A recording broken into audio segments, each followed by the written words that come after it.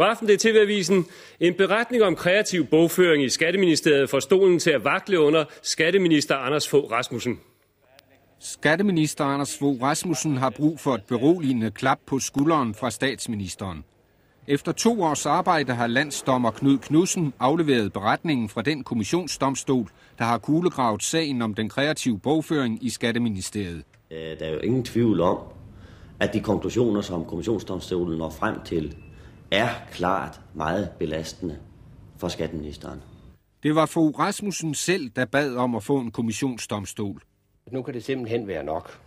I ugevis er der kørt en kampagne, som har sået tvivl om min personlige hæderlighed.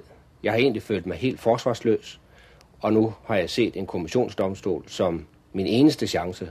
Den kreative bogføring foregik i 1989. Skatteministeriet havde brugt flere penge til IDB, end der var bevilget.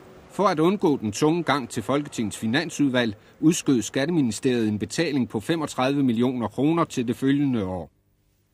Landsdommeren siger i sin konklusion, at det er Fogh Rasmussens ansvar, at Folketingets finansudvalg ikke fik sagen forelagt, ligesom udvalget senere fik uklare og utilstrækkelige svar. Og det var direkte forkert, da Fogh Rasmussen fortalte Folketinget, at der var iværksat en særskilt undersøgelse af sagen.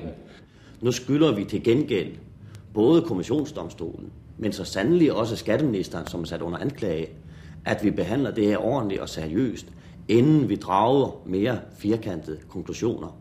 Folketingets partier ser med stor alvor på Fogh Rasmussens rolle i sagen, selvom han ikke har haft direkte ansvar for den kreative bogføring. Den side af sagen giver nu grundlag for en disciplinær sag mod blandt andre skatteembedsmændene M.R. Somani og Hans Vesterberg.